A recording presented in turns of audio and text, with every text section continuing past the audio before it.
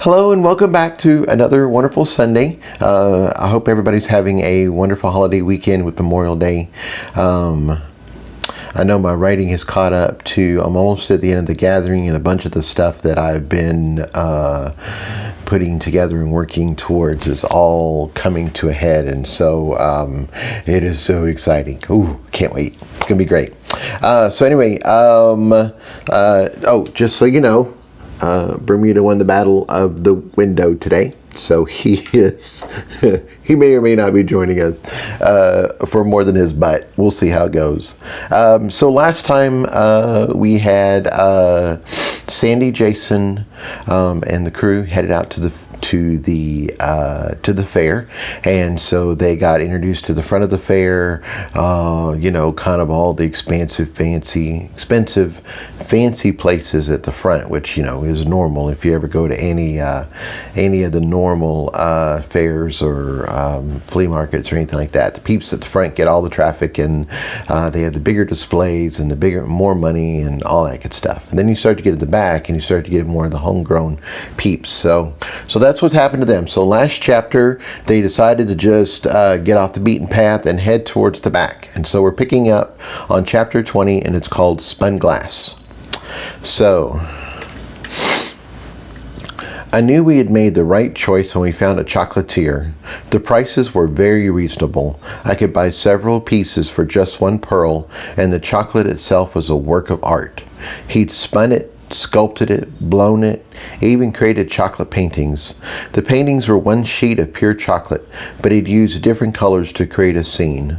All of this was just too good to eat, so fortunately he had regular chocolate balls for sale by each display. It was an edible version of the masterpiece, although we could buy and eat the masterpiece if we wanted to. Sandy was a dear and treated everyone to several chocolate balls. I had a gold chocolate coin from a dragon hoard, a phoenix egg, a ball based on what looked like a Van Gogh painting, and a rainbow-colored egg from a unicorn. We eventually left the chocolatier to see what else was available. The little path we were on now was filled with craftsmen. There was an ironworks, a leatherworks, a shop for candles, and a shop for soaps. We all couldn't resist buying stuff in the soap shop, as the scents were just divine. Well, we thought so. Bermuda thought it was just foul. Where was the scent of juicy bugs on summer grass, or the savon des buttes, or the perfume des thon, also known as scent of the tuna? We wanted to stay longer, but Bermuda started sneezing, so we hurried back out into the fresh night air. All of that put us in the good mood for the last shop on the path. The sign said it was the Spinning Tail. I assumed it might be some kind of fabric place, but as we stepped inside, I was immersed in spun glass sculptures. I'd seen two types of glass blowing. Blown glass, which requires a big furnace and are typically one large solid piece, and spun glass, where the artist uses glass rods and simple blowtorch to melt the glass and spin it into shape.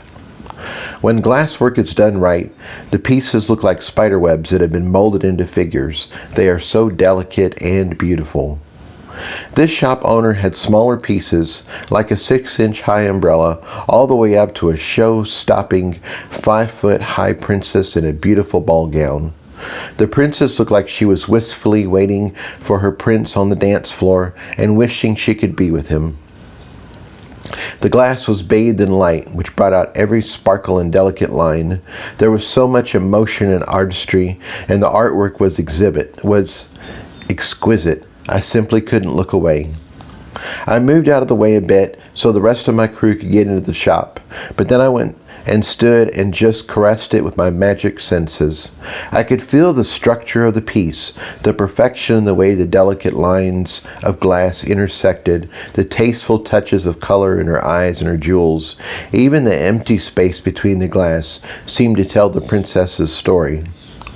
"Jason," Sandy said, touching my arm gently, "are you okay?" I realized I'd been lost in this sculpture for minutes now. "I don't know I've ever seen anything so beautiful," I whispered. She just laughed and pulled me away gently. "Well, take a look around. That's not the only lovely thing here." She was certainly right. There were standalone pieces like birds and leaves and butterflies, but there were also a lot of group scenes as well.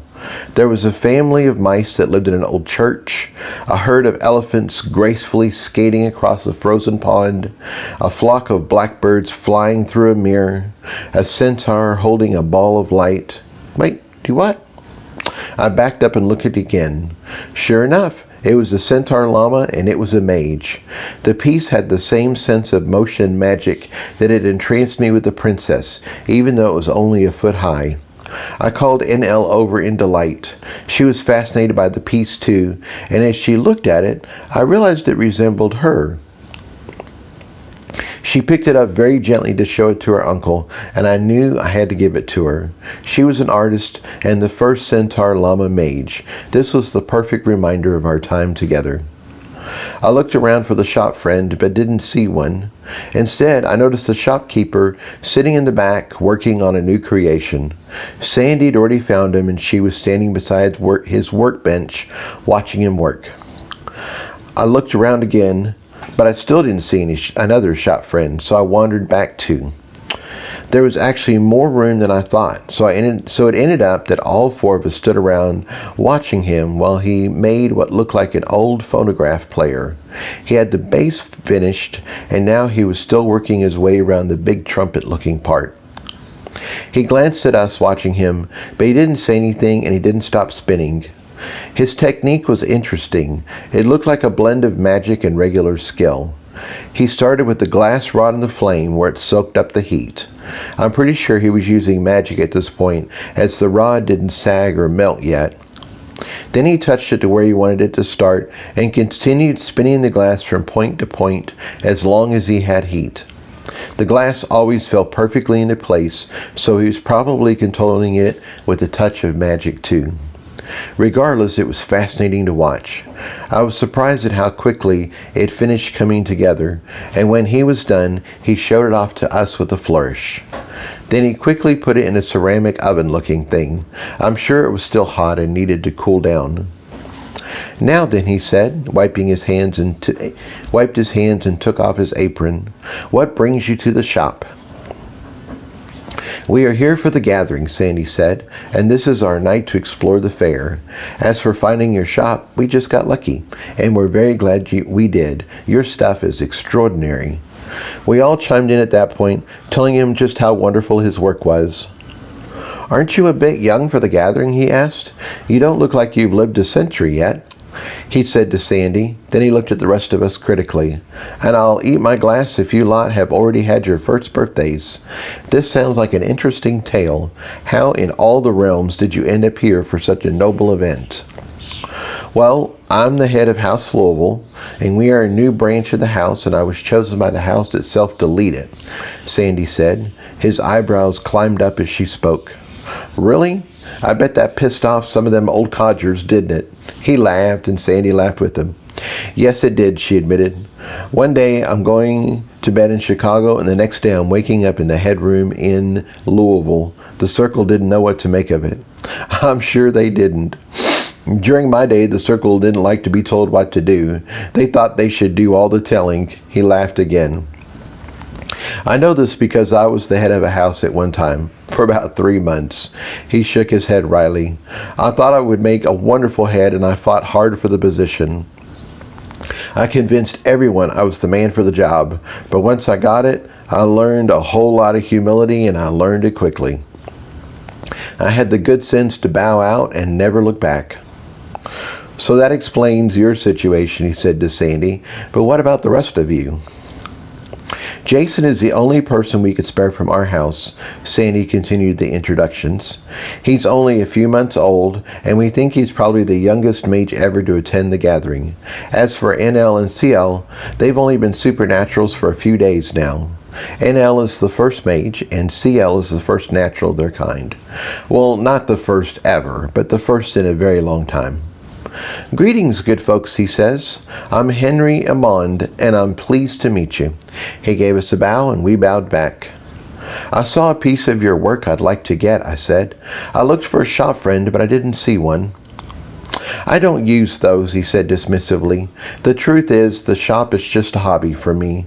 I like to meet my customers directly and gain their measure. If they pass muster, I like to pass on a bit of wisdom I've learned." He gave us all a critical look. "I used to be more subtle about it, but now I just come right out and say it. There is a lesson to be learned here if you have the wit to understand it. Having 4 fresh, unpretentious mages in my shop is a real treat for me.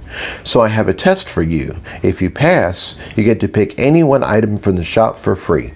How does that sound?" We all looked at each other. Was this guy for real? He seemed a bit larger than life, but his work was certainly beautiful, and I was inclined to trust him. I nodded, and the others nodded with me. "As long as no harm comes to us, we will participate in your test," Sandy replied. "Oh, don't worry about harm," he brushed away the concern. "The worst outcome is that nothing will happen, and nothing never harmed anyone." He chuckled at his own wordplay. Then he reached down to his workbench and picked up 4 clear sticks of glass. They looked like the ones he'd been working with. Other than how pretty they looked in the light, there didn't seem to be anything special about them. He gave one of them to each of us. "I found that this type of glass is sensitive to magic. Although 3 of you are really too young to have anything happen. It'll still be fun to try, though, and I want you to feel the joy of making something. Now, who is the youngest supernatural?" Ciel raised his hand. "I am, although only by a few minutes." He smiled at Enel fondly. "I'm a natural, though not a mage, so whatever this is probably won't work for me." "Natural, mage, pivot." Henry waved his hand dismissively. "Don't worry about that. They're closer than you think. And either way, you can still be a creator. Now, what I want you to do is hold the rod in your primary hand and think of something that appeals to you. Keep it simple for your first attempt. Do you have something in mind?" Ciel shuffled his feet and looked thoughtful. Then he nodded. "Excellent.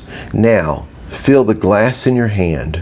Really feel it. Feel how smooth and soft it is. Feel how it wants to flow. Feel how friendly it is. It wants to be something more. It wants to be what you want it to be." Henry paused while Ciel stared at the glass in his hand.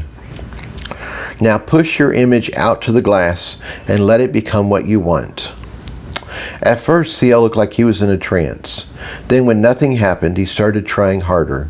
Henry kept talking him through the process, and Ciel looked like he was straining more and more. He kept trying until I thought his head was going to explode. Finally, he stopped and took a deep breath. "I can feel it," he said. "I can feel the glass, and I can feel what I want, but it just won't move." "That's okay." Henry seemed a little disappointed. "You are so young. I didn't think it would happen for you anyway. It takes time to build enough power to change something. Glass wants to be helpful, but even it takes power. Take the rod with you and keep trying. You felt the potential, and one day that will be enough." Ciel looked disappointed and went to tuck the glass rod in his pocket, but I stopped him. "Ciel, Henry isn't quite correct." Then I looked at Henry. "No offense." He looked very surprised, but he waved his hand for me to keep going. "You've been directing magic almost all your life. You just didn't think of it that way. The Feather C250 you've been using does most of the work itself, but it's your intention that directs it. You are the one that tells it what to clean and how to clean it. I first noticed this when you were high dusting in the bedroom the day we met. Your muscles were hurting and you couldn't reach all the way up the wall, so you were directing the 250 to extend its range and clean higher up on the wall. This is exactly like that. Don't worry about the magic either. You've got it already. Most mages have to go through a traumatic waker moment and spend days or weeks getting used to their new powers. You've skipped all that. You've gone through the shrine, so you are ready to go. I felt your power and I know what you're growing into. Changing a piece of glass is well within your abilities. Now, hold the glass rod like you do your Feather C250 and practice dusting the bench." Ciel had so much faith in me, he didn't even question what I'd said. He just pulled out the rod and pretended like he was dusting the bench. "Do it again, and this time let the rod clean itself and settle into whatever form it's supposed to be." Ciel started dusting the bench again, but this time at the end of his movement he put the rod down, and now it was a perfectly made little bed. It happened so smoothly we almost didn't notice. Even Ciel did a double take. Then he picked up the tiny bed gently. "Oh, wow!" He put it on his palm and gazed at it in wonder. "Oh, wow, I did that." Then he started really getting excited. His eyes shone. "Oh my goodness, I just can't believe it." He started prancing in excitement. "I mean, I know I'm different now. I feel different. It just hasn't settled in that I'm magical." He grabbed NL's hand. "I'm magical now." She just laughed back. "Yes, Uncle, you really are magical." They laughed together, and then the glass bed got passed around for inspection. It was so neat and tidy. The pillows were perfectly fluffed and placed just so. The bedspread was perfectly even and pulled back invitingly. I thought it was so cute, and it fit Ciel in the best way possible. He adored things being neat and orderly. I loved how excited Ciel was, but eventually the focus shifted to NL. "I feel pressured now. You set the bar so high," she said to Ciel, "and I know I'm a mage, but I really haven't done anything magical either. My training isn't supposed to start until the gathering is over." "You are going to do fine," he said in his soothing uncle voice. "Just pretend you are making a dress. It will happen for you just like it did for me." "About that," Sandy interjected, "I've been meaning to ask. How on earth are you able to make clothes like you do?" "I use the dress form V9, she said. "It's similar to Ciel's feather duster, but for clothes." "So you have a wand sort of thing that makes dresses?" I asked. "Oh, no. It's an actual dress form, like a mannequin, that is used to hold clothes as you make them. In this case, there are 10 rings that go with it, and they were used to control the texture, the density, the sheen, and the color of the cloth. I start with the base that is as close as I can get to what I want, and then I start sculpting the outfit until I'm happy with it. Then the dress form takes over and actually produces the dress, or whatever I'm making." "That sounds neat," I said. "I'd love to see you use it sometime." "Me too," Sandy chimed in. "I'm sure that can happen someday." NL suddenly looked very shy. I'm sure she normally worked on her own, and the thought of having someone watch her while she did her thing was probably not a fun one. Anyway, back to the glass rod. Henry got us on track again. "Do you have an idea of what you'd like to make?" NL nodded eagerly. "Okay, then, the same idea as before. Think about what you want, and then set it into the glass." NL nodded again, concentrated for the moment, and then the glass rod morphed into a jacket. "Excellent job, lass," Henry sounded excited, and I think he would have said more except Ciel waved him to be quiet. NL was still concentrating.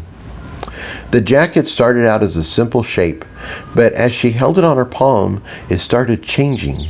The arms bent like someone was touching their face in thought, and the glass creased like it was real fabric. Then the glass sort of frosted over, like an actual fabric texture been added to it. She wasn't done yet as more details formed. She gave it a generous label, like it was a lapel, like it was a dinner jacket, and then added pockets, buttons, and even a hint of a pocket square. When she was finished, it looked like an actual freaking dinner jacket made out of glass. "Wow," Henry was in awe. He couldn't take his eyes off of it. "Young lady, you are just amazing." He picked up a magnifying glass off his workbench and started seriously examining her jacket. NL had the soul of an artist, so I was expecting something fancy, but it was really fun seeing how floored Henry was. We all congratulated her, of course, and she seemed to be just as overwhelmed and happy as Ciel had been on his first work of magic. She even teared up a bit as she hugged Ciel. Then she hugged me, then Sandy again in it too. It was a moment of pure wonder and joy for both of them, and I was glad to have been there and shared it. Finally, Henry put down his magnifying glass and we all looked at him, waiting for his verdict. I've had this shop for over 100 years now, he said reverently, and I've never seen a first attempt like this. So much of our life as mages is learning how to destroy things. We learn how to fight so we can destroy each other. We lose our families, our homes, our friends, and we want revenge and to bring destruction down upon those who hurt us. I was just like that too, until I found glass and learned how healing it was to create. He gestured all around us. That's what this shop is, healing and joy for me, and the message of healing and joy for everyone who enters. He looked back at NL in wonder. You, however, have taught the teacher. Your piece is a work of art. I'm blown away by the detail and how natural it feels. You've inspired me to be better. For that, I thank you. Now NL looked really embarrassed and turned bright pink. Realizing he'd said enough, Henry turned to me. I don't know how you're going to follow that, but you're up. Then he paused and waved his hand in the air. Actually, I just did you a disservice and I apologize. Everyone's journey is their own. This is not a competition in any way. If you can experience the joy of creating something here today, then that is plenty enough. Feel free to try something simple, something that calls to you, even if it's just a loaf of bread. Everyone looked at me and I should have felt nervous, but I was already in my head, thinking about what to make. I thought about all my little creations, my granny godmothers, my flying miners, T, Octa, my gem cells. They were the real stars of the show. They were supposed to remain a secret though, so it wouldn't be good to have to explain to Henry what T was and why he was special. I could do the shape of our house, but really it was the inside of the house that was exceptional. How about Ciel? I wanted to give NL the glass llama mage, so giving Ciel something would balance it out. He was always so sensible and buttoned up, but what if I made him the hero? What if I made him Captain Clean? That sounded perfect. It was a bit over the top and very much my style. I wanted to form it first before casting it in glass, so I called down my surfer dude. He was made out of magical sand, so he had the ability to morph into anything. He settled onto my palm and relaxed, letting me take over his form for a bit. I started with the basic centaur llama shape and had him strike a heroic pose. I had his front leg bent like he was prancing, his left arm was cocked at his side like he was Superman flying, and his right arm dramatically gestured like he was throwing a spell. Henry was trying to talk me through this, but I ignored him for now. I was on a roll and I didn't want to lose my concentration. Now I had the basic form. I added in all the things that made Ciel unique. He was standing right there, so it was easy to scan him with my magic sight and get his face, coat, and muscles just right. I added the feather C250 as his magic wand in his main hand and decked him out in his butler-looking outfit. I even swept his hair back a bit, like he was having a Beyoncé fan moment. I wanted to kick it up a notch, so I picked a blank spot on his uniform and added an overlapping CC for Captain Clean. I did it in the same font style as the S for Superman. I examined what I had so far. Was it too much? I wasn't trying to make it true to life, so no, it wasn't too much. Was it enough? I felt the spirit of Anna Lickett whispering in my ear. More is more, just do it. All right, I'll do it. Time for a cape. I added a beautiful flowing cape to Ciel's shoulders and made it flutter out behind him just like he was Superman flying through the air.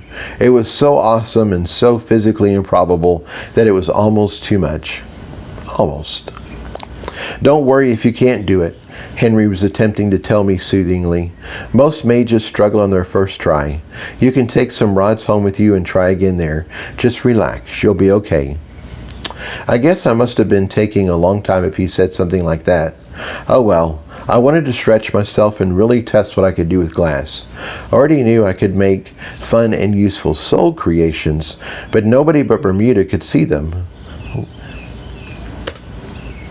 What if I could shape glass the way I shaped them? Could that be the secret to making a charm?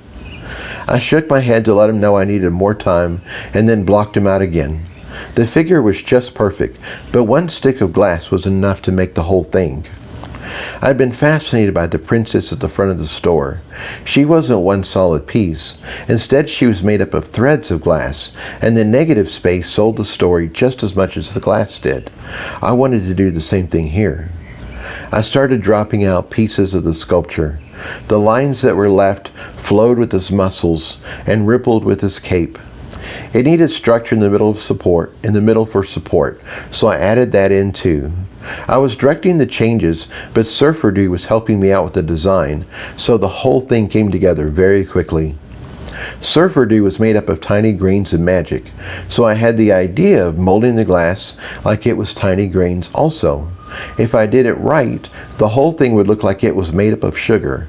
Since it was really glass, it would give it a lot of detail as well as a lot of extra sparkle. I was just about to call it done when Surfer Dude added a bit of color. He changed the CC so it was a rich gold and the cape to fire engine red. I was pretty sure the glass wouldn't change color, but it wouldn't hurt to try. "Ready?" I asked my dude. "Ready," he said enthusiastically. I flexed my magic and breathed life into the glass rod. Go! With a resounding crack, it shattered into a million tiny cubes. The dude pulled, and all those tiny cubes lifted off my palm and swirled through the air like they were caught in a hurricane. Then they snapped into place like they were pieces in a jigsaw puzzle. Heat! Microscopic touches of fire flashed through the sculpture, fusing all the little grains together. Color. At that moment, I believed, and it happened. Some of the glass actually transformed. It wasn't like it transformed a lot. I mean, it was still glass. But now the cape was fire engine red, and the letters were shiny gold. I waited a moment, still on high alert and ready to fix anything that fell apart. Nothing shifted. It seemed stable. I let out the breath I'd been holding and looked at what I'd made. It was fantastic. Ciel as Captain Clean was so over the top it was just perfect. The piece had flow and character just like I'd hoped. The cubed glass showed off every detail and it sparkled like it was made out of diamond dust. The detail on it was insane. The feathers on the C-250 had actual veins. I could see the threads and the buttons on Ciel's uniform. His hair had actual strands. I was so caught up in my critical inspection, I missed out on everyone's reaction to it. It seemed suspiciously quiet. I snapped out of my musings to see Henry headed towards me with a clear display box. It seemed like he was afraid to breathe as he took the bottom off and leveled the top portion over my hand.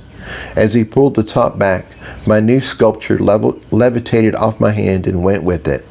He gently put on the bottom and only then breathed a sigh of relief. "This is a stasis cube and it will keep your creation safe," he said.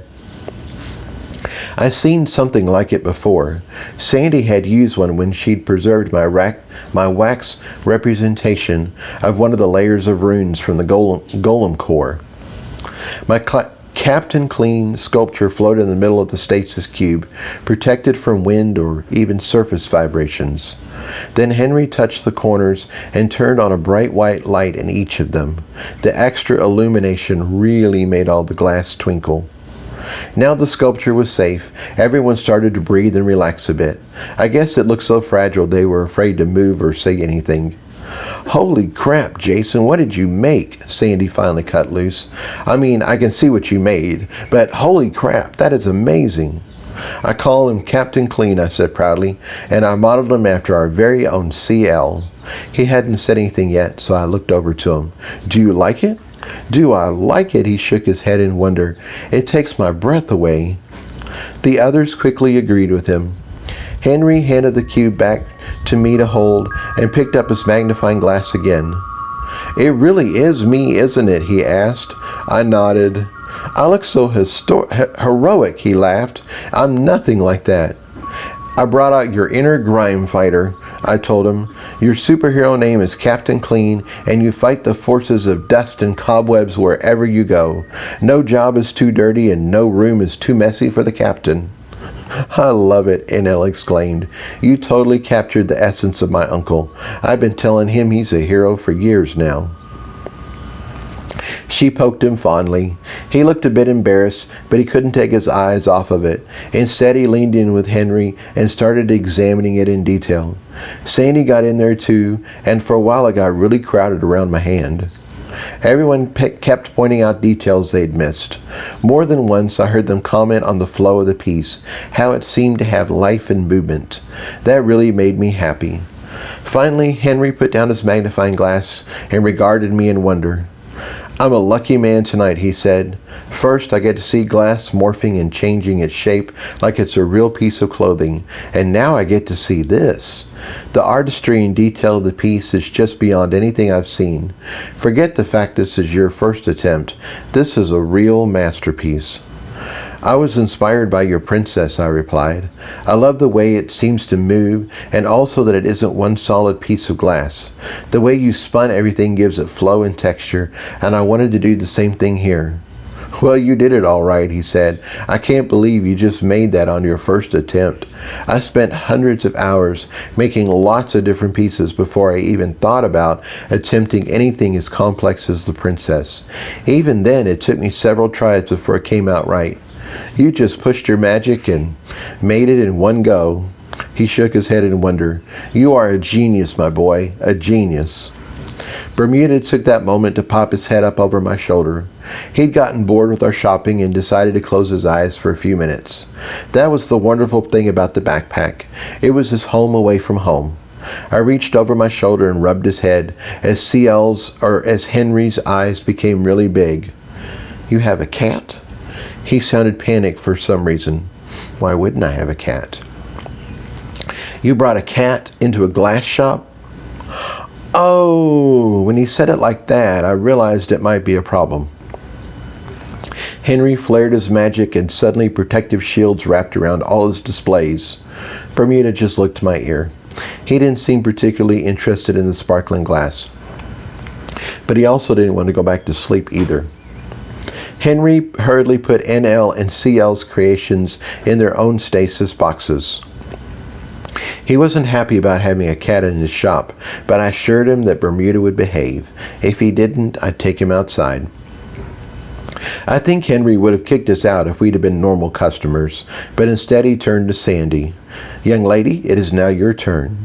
I think Sandy liked being called young lady as she grinned back at him. "Your companions have proved to be remarkable, but again, I want to emphasize this is not a competition. What I'm hoping you find today is the joy of creation.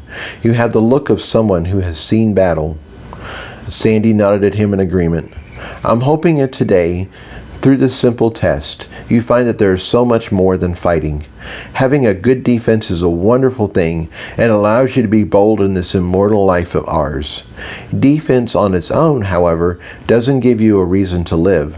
I found that making things does. There's something about designing, making, and then enjoying your own art that is so fulfilling." He was speaking to Sandy, but he looked at all of us to make sure he got what we were saying. It really was a good thing he was doing. I could see that if all a person learned to do was fight, then after a while they would switch from being a defender to someone who attacked someone else just because fighting was all they knew. Finding something else to live for that was constructive and added to society was important. Right now, I was focused on defense and protecting my house. We were in a war, after all.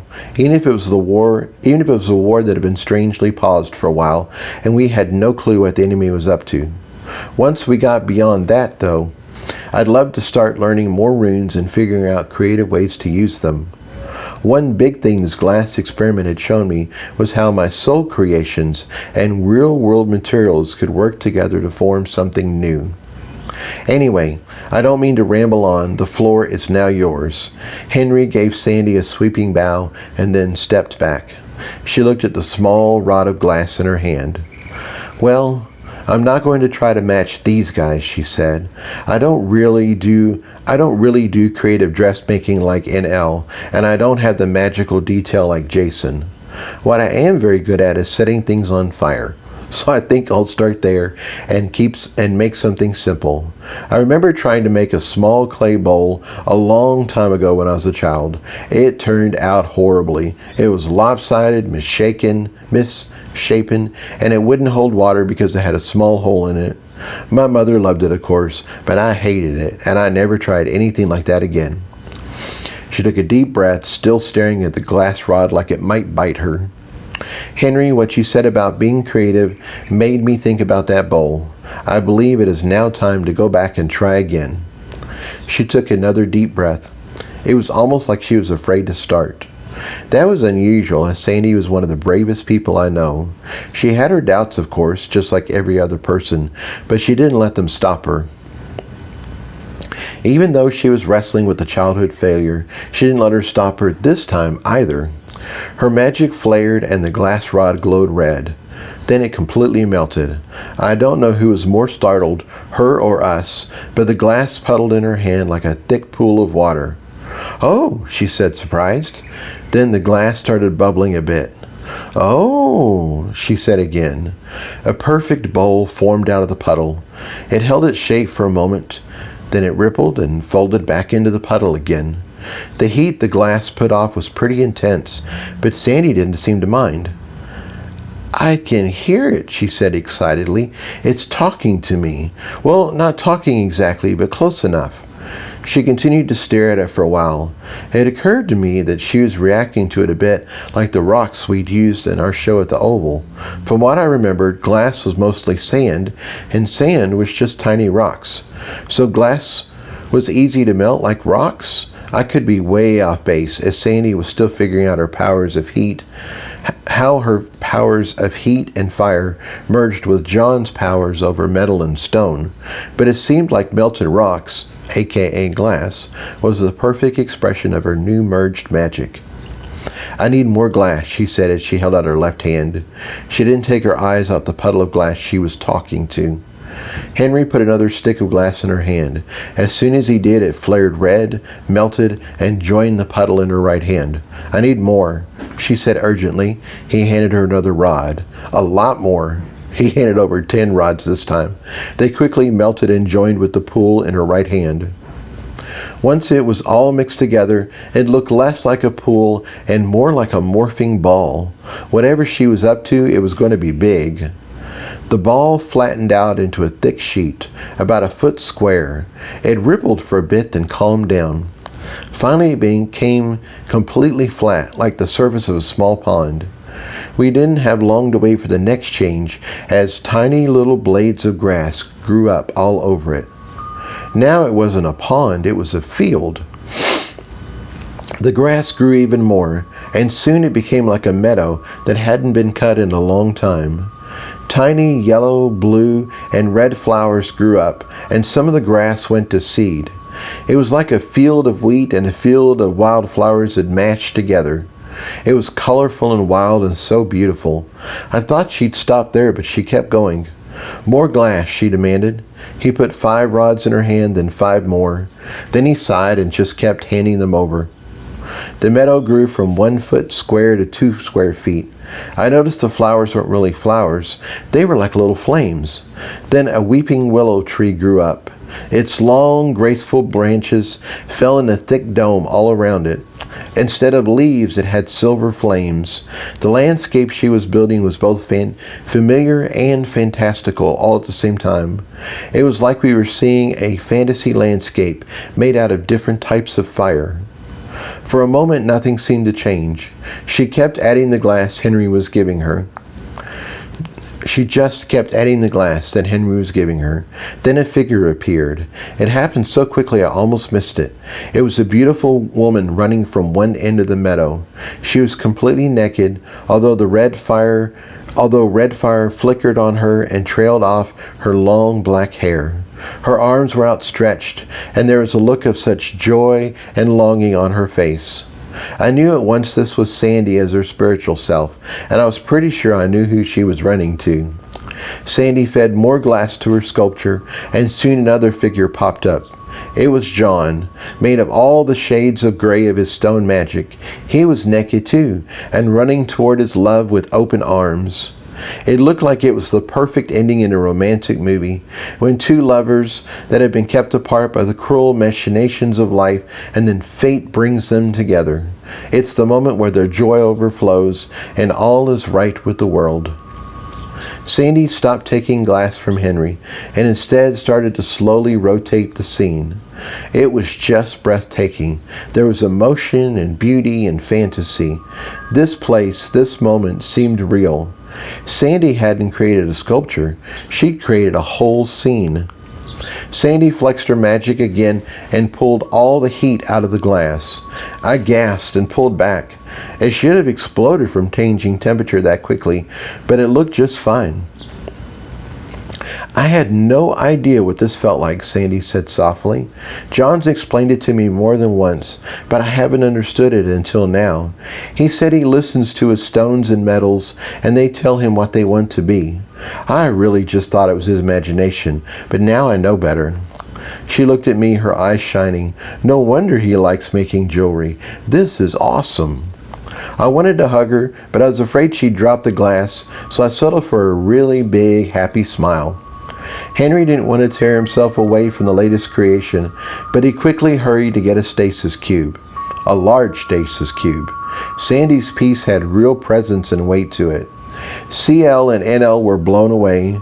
They talked over themselves to tell Sandy just how wonderful she was and how amazing it looked. Henry picked up his magnifying glass again to make sure and get all the details. I really wanted to stay longer, but Bermuda started getting restless. He was ready to stretch his legs for a bit. I have to go, I told Sandy, but I don't want to. Just know that I think that you're amazing and awesome and better than ice cream on a stick. John is going to be blown away, and I can't wait to see his face. Right back at you, Sandy smiled. Now get out of here. Is there anything you need me to get you? Yes, get the Centaur Llama sculpture for NL. You have my pearls in your account anyway, so just pay whatever you think is right. Also, get me a bunch of glass rods. I want to play around with this a lot more when we get back to Louisville. I paused thoughtfully. Actually, get a bunch of glass rods for everyone. My treat. I think everyone here will have a lot of fun making glass figures. I felt Bermuda start to climb out of the backpack. Okay, gotta go. Henry, it was great to meet you. Thank you. And with that, I ran out of the shop. The night air felt cool after being around all the heat from Sandy's scene. I quickly put Bermuda on the ground, and he started sniffing and wandering around. Then he found a nice soft spot of earth by a bush and crapped in it. Oh well, that was nature's recycling program, and nobody was going to walk by that bush anyway. I was sure the dirt would appreciate a few more nutrients. Bermuda finished his business and then ran away like, oh wow, I feel so late. Whee! We were right on the edge of the garden, and there wasn't a lot of foot traffic here, so he should be fine. All that young energy must have kicked in because he started zooming down the path. He was chasing something I couldn't see, probably a bug, but he got too excited and climbed the outside of one of the shops. I'm sure the shopkeeper wouldn't appreciate that at all, so I quickly got him down before we got into trouble. He was still ready to play, and he ended up running into the field of grass that bordered the garden. That seemed like a safer choice. The grass was high, so I couldn't actually see him, but it was easy to follow his progress by the way he moved through it. I went back down the path again so I could keep an eye on the glass shop as well as the field. The field itself was pretty and very similar to the meadow that Sandy had just made. There were less flowers, and they weren't made out of flames, of course, but after being indoors for so long, it was nice to feel a bit of space. The field even had a few trees, although they were nothing like the beautiful weeping willow from Sandy's scene. The trees were more like one long trunk, with lots of thin, long branches coming off of them. They seemed a bit odd, and they weren't even that tall, maybe 8 feet, although one was probably about 12 feet. I had no idea what type of trees they were, but they certainly weren't your typical oaks or evergreens.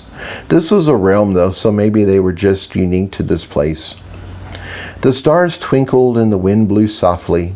There was a 3/4 moon in the sky, so there was plenty of light to see by.